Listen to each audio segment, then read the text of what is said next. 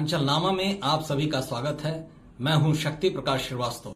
सियासी लेकिन इंसानी संदेश। सियासत अब चाहे देश की हो या प्रदेश की, हर जगह इसके उसी चेहरे को जगह मिलती है जहां उसका सियासी हित हो। लेकिन उत्तर प्रदेश के पूर्व मुख्यमंत्री और समाजवादी पार्टी के मुखिया अखिलेश यादव ने इससे इतर बीते दिनों लखनऊ के मेदांता अस्पताल में भर्ती बीजेपी सरकार की पूर्व मंत्री अनुपमा जायसवाल का हाल चाल लेने जाकर प्रदेश की मौजूदा सियासत में एक नया संदेश दिया है।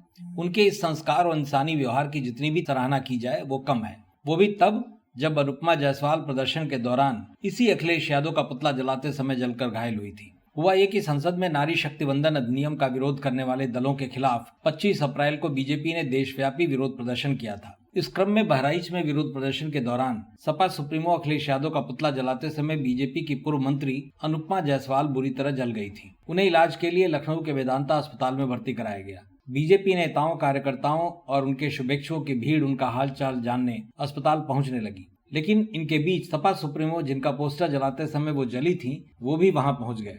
उनका पहुंचना निसंदेह न केवल आज की सियासत में आश्चर्य पैदा करता है, बल्कि यह भी दर्शाता है कि सियासी गतिविधियां बेशक कुछ भी हों, लेकिन संस्कार और इंसानियत का जो गुण पिता मुलायम सिंह यादव में था, वो उनके बेटे अखिलेश यादव में भी है। इस घटना ने सियासत में इंसानियत की भूमिका को फिर से रेखांकित किया है। उनका अस्पताल पहुंचना महज शिष्टाचार भेंट ही नहीं, बल्कि एक गहरे राजनीतिक और सांस्कृतिक संदेश का हिस्सा भी है।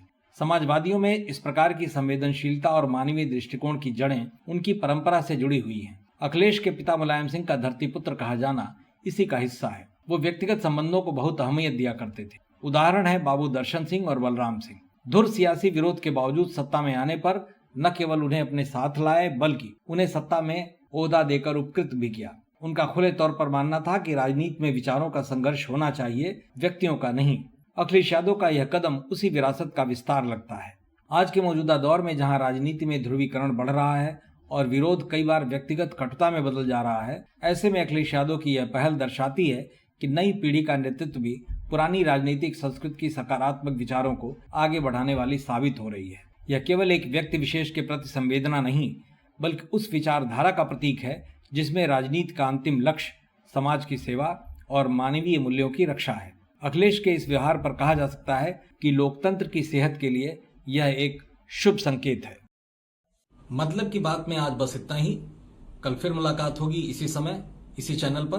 तब तक के लिए नमस्कार।